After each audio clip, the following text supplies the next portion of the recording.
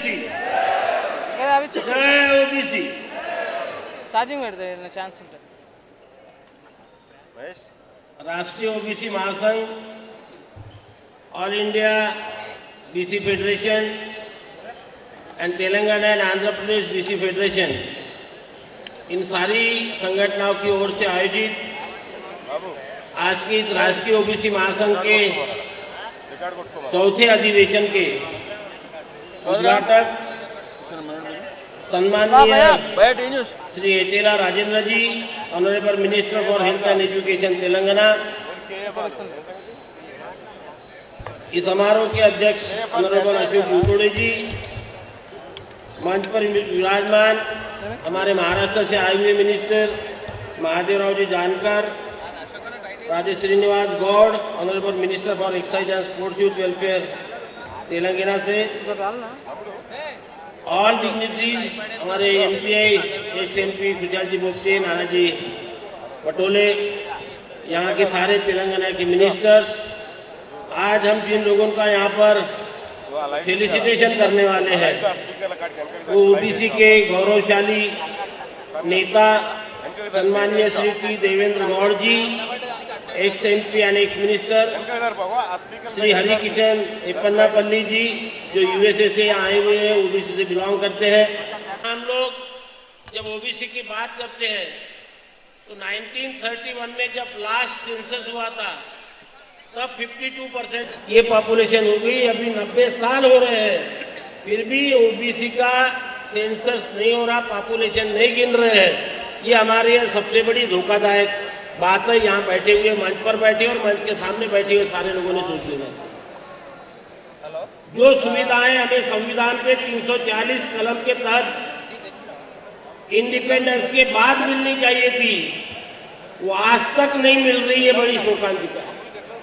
यहाँ मंच पर विराजमान सभी ओबीसी के बड़े बड़े नेता बैठे हुए, बड़े दुख से कहना पड़ रहा है कि हम कहने के लिए 52% है, लेकिन डिमांड मांगने के लिए 52 लोग भी आ गया और इसीलिए हमारी मांगे पूरी नहीं हो रही है।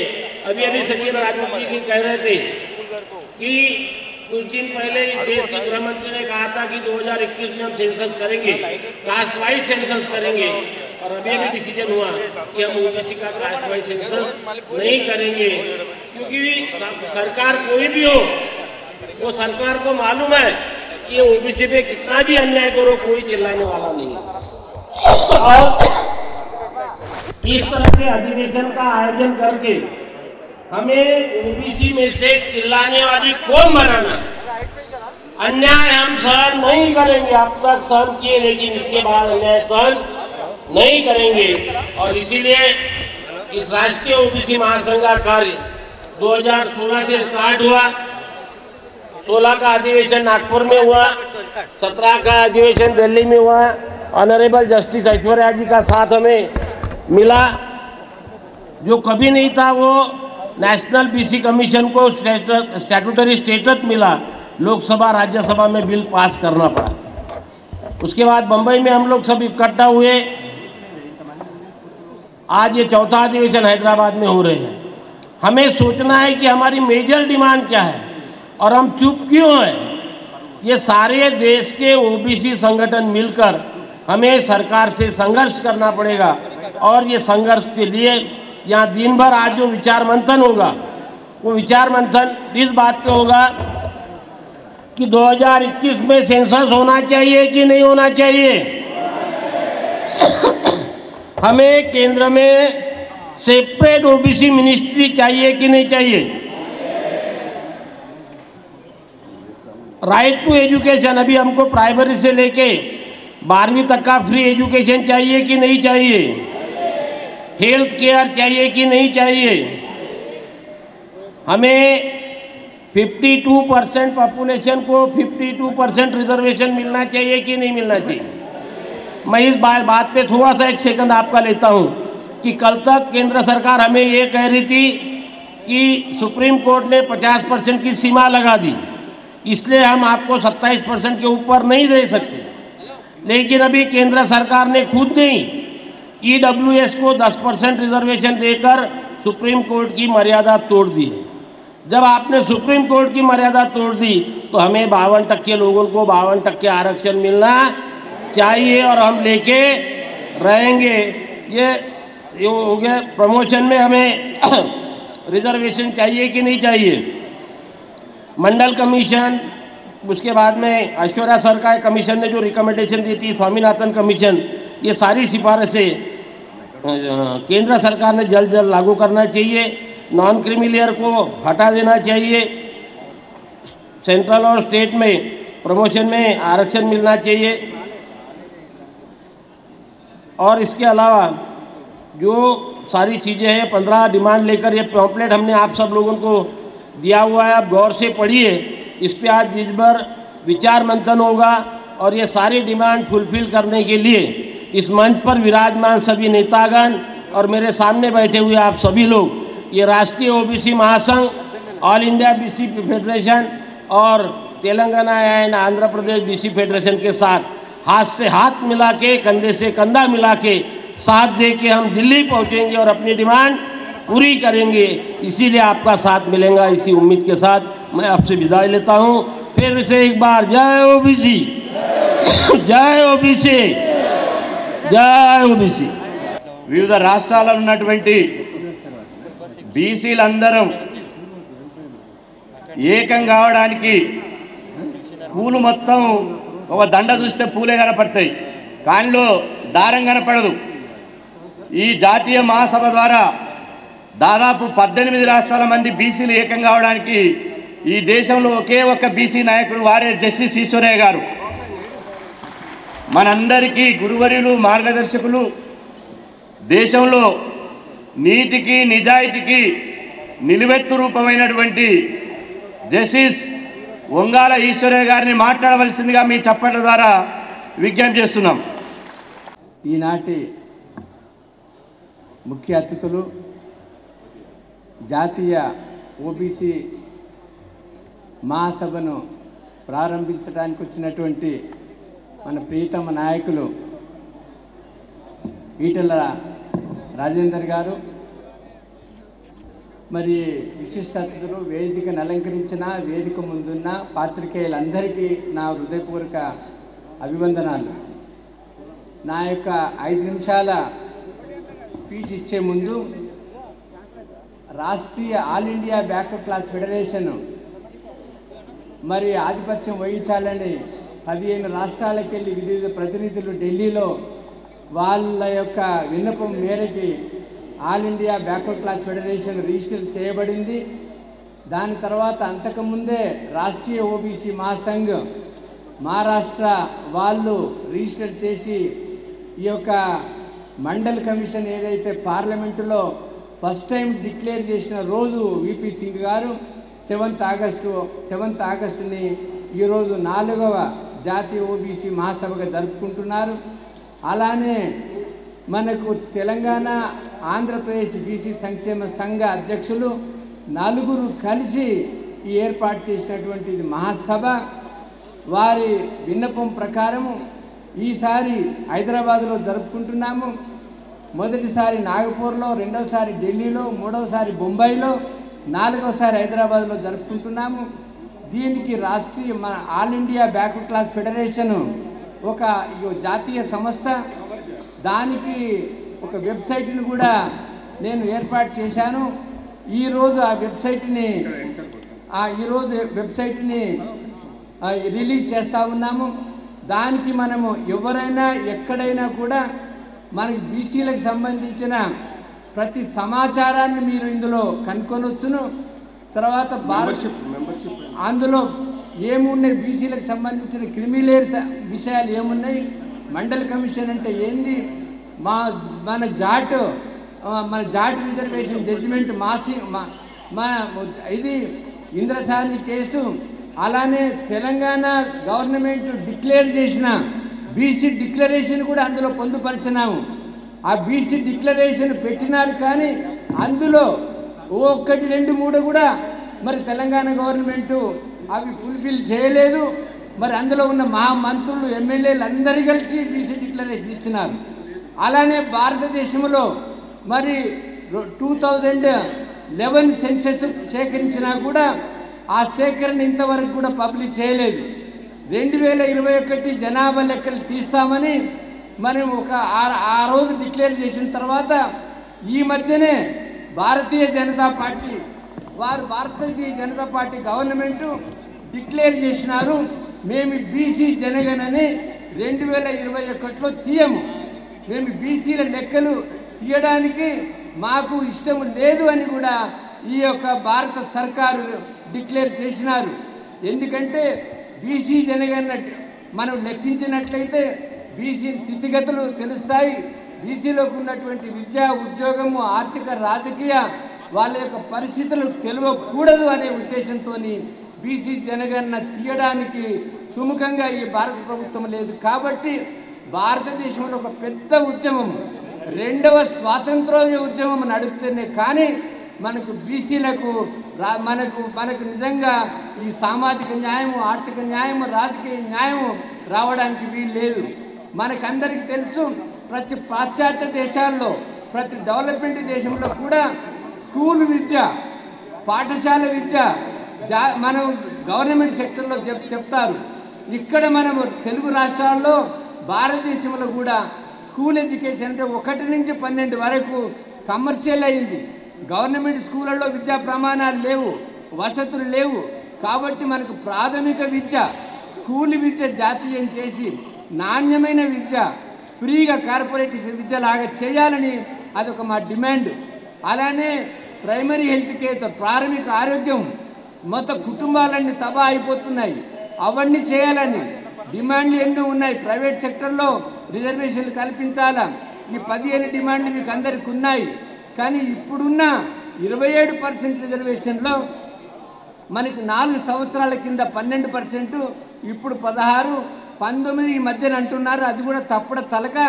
ఇప్పటికి కూడా క్రిమిలేరు పెట్టి 27% బీసీలకు కేటాయించిన తర్వాత ఆ 27% కూడా ఇంతవరకు నిండకపోవడం కారణము క్రిమిలేరు అసంబద్ధంగా అన్యాయంగా వాళ్ళు చేసి వాళ్ళని ఎలిమినేట్ చేయడము. ప్రతిసారి 100 మంది ఐఏఎస్ ఐపీఎస్ మన వాళ్ళు సెలెక్ట్ అయినా కూడా క్రిమిలేరుతో వాళ్ళకి సెలెక్ట్ కావట్లేదు. కాబట్టి మనం చూసినట్లయితే మనకు రాష్ట్రాలలో మనకు ఎంబీబీఎస్ ప్రతి రాష్ట్రంలో కోట వాళ్ళే నింపుకుందరు. మనలో ఉన్నటువంటి ఎంబీబీఎస్ కోట నీట్ ఎగ్జామినింగ్ జరిపి 15% రాష్ట్ర కేంద్ర ప్రభుత్వం తీసుకుంది. ఎంఎస్సి ఎండి పీజీ గ్రాడ్యుయేట్స్లో పీజీ డిప్లొమాలో 50% కేంద్ర ప్రభుత్వం తీసుకొని అందులోకి వెళ్ళి బీసీలకు రిజర్వేషన్లు తీసినారు. కానీ దానికి ఎస్సీ ఎస్టీ ఈడబ్ల్యూఎస్కి రిజర్వేషన్స్ ఇస్తూ ఉన్నారు. అలానే పోయినసారి మనకు 550 జీవో ఉన్నది. ఆ జీవో ప్రకారం బీసీ మెరిట్ క్యాండిడేటు వేరే కాలేజ్ ఎంచుకుంటే అది బీసీకే వెళ్ళాలని నియమం ఉంది. సుప్రీంకోర్టు దానికి జడ్జిమెంట్ ఇచ్చినది. ఇచ్చినాక కూడా మన మంత్రివర్యులు ఈటెల రాజేంద్ర గారు ఉన్నారు. వారు మొత్తం ప్రభుత్వాన్ని అధిపతులను శాసించి మీరు ఎట్టి పరిస్థితుల్లో కూడా సుప్రీంకోర్టు జడ్జిమెంట్ని 550 జీవోని ఇంప్లిమెంట్ చేయాలని మన నాయకుడు అన్నాడు. కాబట్టి ఇప్పుడు 3వ కౌన్సిలింగ్ ఆగిపోయింది ఆంధ్ర తెలంగాణ రాష్ట్రంలో. అంటే మన వాళ్ళు అక్కడ సీట్లో లేకపోతే ఏ ప్రభుత్వం మనకు అండగా ఉండదు. కాబట్టి మన అన్నలు పెద్దన్నలు వివిధ పార్టీలకే ఉన్నారు. వాళ్ళందరికీ చేతులెత్తి మొక్కేది ఏంటంటే ఆ ఏ పదవికి ఎప్పుడైతే మనకు ఎన్ని రోజులు ఉన్నా కూడా మా గురించి మీరు పాటుపడండి, మీ అందరికీ మేము వెనుక ఉంటాము. ఒకరోజు మనకు మాస్టర్కి రాజకీయ అధికారమే. మన రాజకీయ అధికారం వచ్చినప్పుడే సామాజిక న్యాయము రాజ్యాంగ ఫలాలు అందుతాయి. కానీ అంతవరకు మాత్రము మనము భిక్ష వాళ్ళకు వాళ్ళనే, లేకపోతే స్వాతంత్రం రాకముందు ఏదైతే పరిస్థితి ఉందో దానికి నెట్టివేయడానికి ఈ యొక్క బీజేపీ ప్రభుత్వం పనిచేస్తూ ఉంది. బీసీలు తప్ప ఎవరికి రిజర్వేషన్స్ ఇవ్వకూడదని రాజ్యాంగం చెప్తాది. ఆ బీసీ పదమునే తీసేసి ఓన్లీ ఆర్థికంగా బీదస్తులకు పెట్టాలనే ఉద్దేశంతో మనకు బీసీల కంటే వాళ్ళు కడు పేదలు ఆ 10% వాళ్ళకి రిజర్వేషన్స్ ఇస్తారు. ఎంబీబీఎస్ జాతీయ లెవెల్లో ఓబీసీలకు మాత్రం రిజర్వేషన్స్ ఇవ్వట్లేదు. ఇట్లా ప్రతి అడుగున అపాయింట్మెంట్లో, ట్రాన్స్ఫర్లో, ప్రమోషన్లో మనకు చూసినట్టయితే 34% రిజర్వేషన్ లోకల్ బాడీలలో, ఇవాళ 23% వచ్చింది. దానికి కారణం ఒక తప్పుడు జడ్జిమెంట్ని ఆధారం చేసుకొని లెక్కలు చూపించకుండా జనాభా లెక్కలు తీసినాక కూడా రాష్ట్ర ప్రభుత్వాలు కానీ కేంద్ర ప్రభుత్వాలు కానీ లెక్కలు తీయకుండా బీసీలకు అన్యాయం చేయడానికే కంకణం కట్టుకున్నారని ఈ సమాపకంగా మీ అందరికీ తెలియజేస్తున్నాను. మరి తర్వాత వెబ్సైట్ మాత్రం నేను లాంచ్ చేసి తర్వాత అందులో ఏమేమి విషయాలు ఉన్నాయో एक बार website all India backward class federation website अपने ऑन कर पूरा हर राष्ट्र का कौन से सेंट्रल ओबीसी लिस्ट में कौन सा है अब वो भी होता. और बाद में गजट नोटिफिकेशन से मंडल कमीशन रिपोर्ट फिर उधर अगर गए तो फिर पूरा जजमेंट्स जो all India backward class federation national commission backward class जैसा अपने रिकमेंडेशंस हर चीज़ हर एक चीज़ पूरा जायनाज all India back class federation membership कैसा जायनाज होना खाली उसमें वेबसाइट www.allindiabcfederation.com मारे तो पूरी आ जाता. जो इन्फॉर्मेशन चाहिए वो इन्फॉर्मेशन आपको मिलता और उसमें आप अपडेट भी कर सकते, ज्वाइन भी हो सकते, क्वेश्चन भी पूछ सकते. पूरा एक सेंट्रलाइज दिल्ली में भी एक ऑफिस खोला और हर राष्ट्र में भी ऑफिस खोल के ये फेडरेशन ये अलग नहीं है. ये फेडरेशन पूरा जो राष्ट्रीय ओबीसी महासंघ का आंध्र तेलंगाना बीसी संक्षेम संगम का और अपने कास्ट एसोसिएशन का सबका एक फेडरेशन है. सबको एक मिलाने के एक छत्र छाया में ले जाने के वास्ते ये फेडरेशन इन्फॉर्म ये रजिस्टर हुआ. ये आपका फेडरेशन है. हम सब मिलके पूरा भारत देश में जैसा आरएसएस बावजाल को अपने प्रचार करता वैसा जो कॉन्स्टिट्यूशनल राइट्स बीसी राइट्स हम कितना अपने अन्याय हो रहा ये चीज़ अपने जन जन तक बच्चे तक माँ बहन तक ले गए तक अपने वोट अपन डाले. हम जितना है हमारे को उतना है. जो इक्वल डिस्ट्रीब्यूशन जो अपने सब कास्ट है सब कास्ट भी हर समान जितना पॉपुलेशन है उतना हिस्सा से अपन बांट लेना. वो अगर हम इकट्ठा हुए तो ये भारत सरकार का नहीं जितना भी पैसे से खरीद नहीं सकते अपने फोर्स से शराब से अपने को इन्फ्लुएंस नहीं कर सकते. उस वास्ते उसका जीन्स में उसका खून में उसका दिमाग में उसका दिल में ये अपने बैकवर्ड क्लासेस बावजाल हम उसको जन जन तक ले जाना. हम अपने नेता जो बीजेपी है कांग्रेस है टीआरएस है अपने वाईएसआरसीपी पे हम सब नेता हैं. हमको मार्गदर्शन देने को एक दिन तैयार होगा. वो लोग सेपरेट पार्टी कायम करेंगे हम उसके पीछे चलेंगे. एक दिन हमारा राज्य हम देख लेंगे. ओम शांति नमस्कार. Professor Mohan Gopal four front speech. इस मंच पर उपस्थित विशिष्ट अतिथिगण और भाइयों और बहनों, मैं प्रोफेसर हूँ, नेता नहीं हूँ. मैं सिर्फ దయచేసి సారు మంచి ప్రొఫెసరు దేశవ్యాప్తంగా మన బీసీల మీద మంచి సబ్జెక్ట్ ఉన్నది కాబట్టి దయచేసి క్రమశిక్షణతో వినాలి. ఇప్పుడే వచ్చినటువంటి వరంగల్ జిల్లా అధ్యక్షుడు వడ్లకొండ వేణుగోపాల్ గౌడ్ గారు, కరీంనగర్ జిల్లా అధ్యక్షుడు ఎన్ఎం ప్రకాష్ గారు ఇంతకుముందే పిలిచాం. ఆ విఐపి గేట్ కాడ కూడా చెప్పాం. దయచేసి జిల్లా అధ్యక్షులు చెప్పి వేదిక మీదకి రావాల్సిందిగా కోరుతున్నాం. मैं सिर्फ दो चीज़ें आपके सामने रखना चाहता हूँ. पहला चीज़ ये है कि ये जो सब डिमांड है ये सब ठीक है, ये ज़रूरी है, हम सब सहमत हैं. मेरा सिर्फ और इसको आगे ले जाना है. लेकिन ये जब इतनी बड़ी आबादी ओबीसी है, ओबीसी का मतलब है अदर बैकवर्ड क्लासेस कॉन्स्टिट्यूशन में संविधान में, लेकिन उसका असली नाम है उसका असली मतलब है ओरिजिनल भारतीय कम्युनिटी. ओबीसी ओरिजिनल भारतीय कम्युनिटी है ओबीसी. और इस देश के 90% लोग एक ओबीसी है. वोट हमारा है, हमारे बच्चों का है, हमारे युवा का है, लेकिन धन दौलत सत्ता हमारा नहीं है। इसलिए 90% के जो आबादी है वो 10% के सामने अपने डिमांड रखना पड़ रहा है। ये कभी होना नहीं चाहिए गणतंत्र में। गणतंत्र में 90% के हाथ में सत्ता होना चाहिए। ये गणतंत्र का अर्थ है, का मतलब यह है कि जो 90% है सत्ता उनके हाथ में है।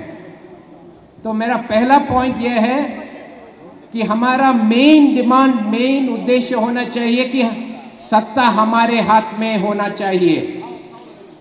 2019 में जो केंद्र सरकार है उसमें लोग कहते हैं कि 2 ही ओबीसी हैं पूरे केंद्र सरकार में। भारत के सबसे बड़े कंपनी को देख लीजिए, एक रिसर्च पेपर आया था कि उसमें 90% जो डायरेक्टर है वो सिर्फ ब्राह्मण और वैश्य है।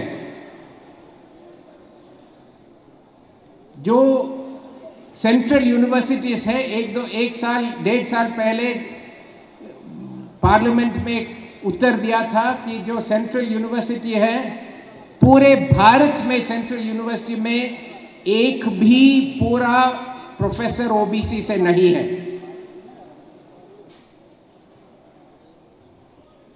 गरीब लोगों के बीच में देखो ओबीसी ही ओबीसी है। नेशनल सैंपल सर्वे में कहा है कि 90% गरीब लोग ओबीसी SC ST है, लेकिन धन जहां है, दौलत जहां है, सत्ता वहां जहां है, वहां ओबीसी के लिए जगह नहीं है। इसको हमको बदलना चाहिए। ये बदलने के लिए पहली जरूरत है कि एकता होना चाहिए। हमारा संकल्प स्पष्ट होना चाहिए कि ओबीसी कौन है। मेरे मन में बहुत सरल इसका जवाब है। ओबीसी कौन है? ओरिजिनल भारतीय कम्युनिटी कौन है? वो है जो वर्ण विरोधी है, क्योंकि वर्ण व्यवस्था ने हमको बैकवर्ड बनाया। वर्ण व्यवस्था ने हमको बाहर किया, हमारे देश में हमको बाहर किया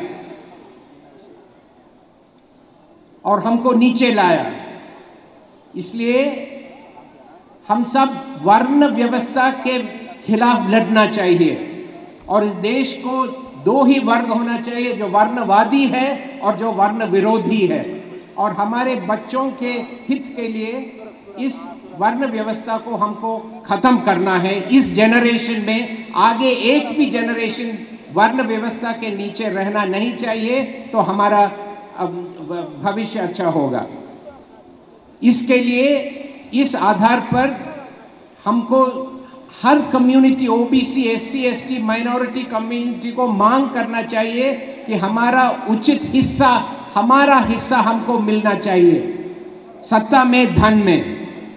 और हमारे एक एजिटेशन होना चाहिए पॉलिटिकल सत्ता, पॉलिटिकल पावर लेने के लिए कि हमारा अपना हिस्सा चाहिए। सब कम्युनिटी को अपना हिस्सा चाहिए और उस हिस्से के लिए हमको एजिटेशन करना है, हमको यूनाइट करना है। सब ओबीसी, SC ST माइनॉरिटीज को साथ आके आगे जाके लड़के हमारा हिस्सा हमको लेना है और तब इस देश में प्रजातंत्र आएगा और हमारा ओरिजिनल भारतीय कम्युनिटी के हाथ में सत्ता आएगा। धन्यवाद। Thank you very much. Thank you sir, very very thank you. ఇప్పుడు తెలంగాణ తెలుగుదేశం పార్టీ అధ్యక్షులు విఐపీలకు చాలా సమయం తక్కువ ఉంది కాబట్టి దయచేసి మన మిత్రులంతా నిజంగా ఈ జాతీయ మహాసభను ఇప్పటికే ఈ హాల్లో ఎంతమంది కూర్చున్నారో అంతకంటే ఎక్కువగా బయట తిరుగుతున్నారు, మాకు ఈ సెట్ల చెప్తున్నారు. కాబట్టి మిత్రులంతా దేశంలోని ఎక్కడెక్కడి నుంచో వచ్చి తమ అమూల్యమైన సందేశాలు ఇస్తున్నారు. కొద్దిగా ఓపికతోటి మహారాష్ట్ర వాళ్ళు ఎట్లయితే ఐక్యంగా ఎంత క్రమశిక్షణతో కూర్చున్నారో తెలుగు రాష్ట్రాల బీసీలు కూడా అంతే క్రమశిక్షణతోటి కూర్చొని విజయవంతం చేయాలని చెప్పి సందర్భంగా విజ్ఞప్తి చేస్తున్నా. కుర్చీలు లేవని దయచేసి ఇక్కడక్కడ కూర్చున్నారు, ఓపికతోటి కూర్చోవాలి. కాబట్టి ఇప్పుడు అన్న ఎల్ రమణన్న మాట్లాడతారు. ఎల్ రమణన్న తర్వాత మల్లాది కృష్ణారావు గారు మాట్లాడతారు. వారి తర్వాత మన హీరో సుమన్ గారు మాట్లాడతారు. ఆ తర్వాత మన చీఫ్ గెస్టులు మంత్రులు రాజేంద్రన్న సీనన్న మాట్లాడతారు. కాబట్టి దయచేసి జై ఓబీసీ, మన గొంతు ఎక్కడైనా పడాలి, హైదరాబాద్ అసెంబ్లీ కాదు, మన గొంతు ఢిల్లీ కోటలకు దట్టాలి.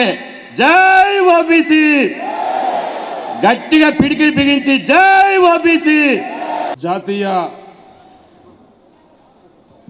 4వ ఓబీసీ సమావేశం చేస్తున్నటువంటి వేదిక పైన గౌరవ పెద్దలందరికీ, పాల్గొన్నటువంటి బీసీ బాంధవులకు, పత్రికా విలేకరులకు నమస్కారాలు.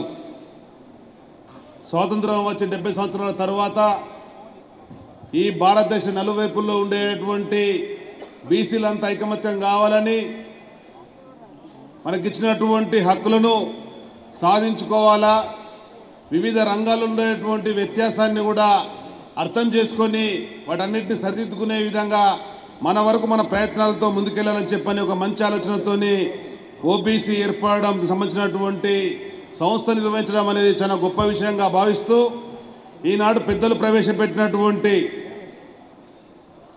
బబన్ తైవాడ్స్ గారు ప్రవేశపెట్టినటువంటి 15 డిమాండ్ల సాధన కొరకు వారు చెప్పిన విధంగా అన్ని విధాలుగా మీతో నేను కలిసి పనిచేస్తానని చెప్పని గతంలో నేడు గర్వంగా తెలియజేస్తున్నాను. ఒక బీసీ బిడ్డగా పుట్టి ఈ స్థాయికి ఎదిగి బీసీల మధ్యన ఈ విధంగా గొంతెత్తి పలికే విధంగా అవకాశం ఇచ్చినటువంటి స్వర్గీయ ఎన్టీ రామారావు గారు రాజకీయాలకు వచ్చిన తర్వాతనే రాజకీయాలలో పెనుమార్పులు రావడం జరిగింది. భారతదేశ రాజకీయాలలో కానీ, ఆనాడు ఉమ్మడి ఆంధ్రప్రదేశ్లో కానీ, ప్రధాన తెలంగాణలో కానీ రాజకీయాలలో మెరుగైన అవకాశాలు వచ్చినాయి బీసీలకు అని చెప్పంటే స్వర్గీయ ఎన్టీ రామారావు గారు వల్ల అని చెప్పి మనం చేస్తున్నా. మరి అదే ఇవాళ పెద్దలు జస్టిస్ ఈశ్వరయ్య గారు పెద్ద మనసు చేసుకొని తనకున్నటువంటి అపారమైన అనుభవంతో జాతీయ స్థాయిలో ఓబీసీ నిర్వహించాలని చెప్పని ముందుకు రావడం మనందరం గర్వించదగ్గటువంటి వ్యక్తిగా నేను భావిస్తున్నాను. ఈరోజు సోదరుడు శ్రీనివాస్ గౌడ్ గారు చెప్పిన విధంగా మనలో పుట్టినటువంటి మహనీయులుగా ఎదిగినటువంటి స్వర్గీయ జ్యోతిరావు పూలేతో మొదలు పెడితే ఇక్కడ తెలంగాణలో ఉండే అందరి వరకు కూడా మనం ఈరోజు స్మరించుకున్నాం. అదేవిధంగా భారతదేశ స్వాతంత్ర పోరాటంలో కానీ, స్వాతంత్రానంతం కానీ ఈ దేశ ఆర్థిక మూలాలు పటిష్టంగా ఉన్నాయి అని చెప్పంటే ఈ బలహీన వర్గాల బిడ్డల వాళ్ళని చెప్పి మనం చేస్తున్నాను. మనం చేసినటువంటి కుల వృత్తులు కానీ, చేతి వృత్తులు కానీ, కుటీర పరిశ్రమలు కానీ ఆనాడు ఈ దేశ సంపద సృష్టించడంలో ముందున్నటువంటిది అది బీసీల బిడ్డలని చెప్పని మనం గర్వంగా చెప్పుకోవచ్చు. సమాజంలో వచ్చి మార్పుకు అనుగుణంగా మార్పును అన్వయించలేకపోతున్నాం కనుక ఆ మార్పు అన్వయించుకున్నట్టయితే తప్పకుండా ముందుకు వెళ్దామని చెప్పనేటువంటి భావనను వ్యక్తపరుస్తూ ఈరోజు ప్రొఫెసర్ గారు చెప్పిన విధంగా మనందరం కలిసికట్టుగా ఉందాం. అందరం కలిసి ఉండి అన్ని విధాలుగా ముందుకెళ్ళి కేంద్ర రాష్ట్ర వివిధ రాష్ట్ర ప్రభుత్వాల ముందుండేటువంటి డిమాండ్ల సాధన కొరకు కలిసికట్టుగా ముందుకోవాలని చెప్పని इकट्ठा होके हम पूरा मिलके मिलजुल के रहेंगे, पूरे के पूरे हक हासिल करने के लिए पूरी कोशिश करने के लिए आज ये 4th ओबीसी कन्वेंशन सक्सेसफुल होना बोल के हम पूरी మనస్ఫూర్తిగా కోరుకుంటూ ఈనాడు ఇందులో భాగస్వామ్యం కల్పించినటువంటి పెద్దలు ఈశ్వరయ్య గారికి, సహచర మిత్రులకు, ప్రధానంగా శ్రీనివాస్ గౌడ్ గారికి ధన్యవాదాలు ఇస్తూ జై బీసీ జై ఓబీసీ. इस विचार के साथ मैं हमारे महाराष्ट्र के ऑनरेबल मिनिस्टर आदि जनाब आदरणीय महादेव जानकर से गुजारिश करता हूं, जो animal husbandry, dairy development and fishery development के मिनिस्टर है, उनसे गुजारिश करता हूं कि वो आए और अपने ख्यालातों से हमें नवाजें. आदरणीय महादेव जानकर साहब. और नेशनल कन्वेंशन ऑफ राष्ट्रीय ओबीसी महासंघ के मुखिया, वहाँ के इनॉग्रेटर हेल्थ मिनिस्टर और पांडेचेरी जाए से minister doctor Baban Rao ji Taywade, justice V Eshwaraiah, जुजलिया श्रीनिवास गौड़ा आणि G Shankarrao, doctor Khushal Bopche, Sachin Rajurkar, doctor Ashok Jivtode, Pramod Manmode, S L Akki Jagar, Nana Patole जी और सब इंडिया से आए हुए मेरे ओबीसी भाई और बहनों, जो ये 15 डिमांड है, उसके लिए मेरी पार्टी राष्ट्रीय समाज पार्टी जो ओबीसी की पार्टी है उसको सपोर्ट करती है और उसके सब मानने के लिए तैयार रहती है। साहब, इस देश को हंगामा खड़ा करना ओबीसी का मकसद है। मुझे अच्छा लगा कि ताइवड़े सर और ईश्वरैया साहब, आप देश में घूमते हैं, हर जगह हम आने की कोशिश करेंगे। जब तक हमारा दल मजबूत नहीं होगा ओबीसी का, तब तक हमारा राजपाट हमें हासिल नहीं होगा। जब तक हम हमारी ओबीसी की पार्टी नहीं बढ़ाएंगे, तब तक ये डिमांड कितने दिन मांगते रहेंगे। Alwaysly we are the demander and they are a commander. Commander के हिसाब से हम डिमांडर नहीं बनना चाहिए, तब तक हम कुछ नहीं कर पाएंगे। साथियों, I belongs to that community OBC, तो इसीलिए मैं बताना चाहता हूँ कि जिसको हम मांग रहे हैं वो लोगों की नीयत हमारे लिए भी सही नहीं है। जो पॉलिटिकल पार्टियाँ है राज करना चाहती है और करती है, वो लोगों को आपको सेंसस नहीं चाहिए, आपको भागीदारी नहीं देना है। तो ये सभी के लिए सोचना चाहिए कि हम कौन से पार्टी में काम कर रहे हैं और कौन हमें न्याय देगा। तो साथियों, हम आपके सोच से हिसाब से मैं ये करना चाहता हूँ कि ये ऑर्गेनाइजेशन बड़ी होनी चाहिए और देश का आवाज़ बनना चाहिए, फोकल पॉइंट बनना चाहिए ओबीसी का। तब सेंटर की और स्टेट की गवर्नमेंट हमें डरेगी। इस हिसाब से सब इंडियन लोगों को, ओबीसी लोगों को मैं बताना चाहता हूँ कि हम, मेरी राष्ट्रीय समाज पार्टी आपके साथ रहेंगे। तहे दिल से मैं अभिनंदन करता हूँ और आभार मानता हूँ। Thank you sir.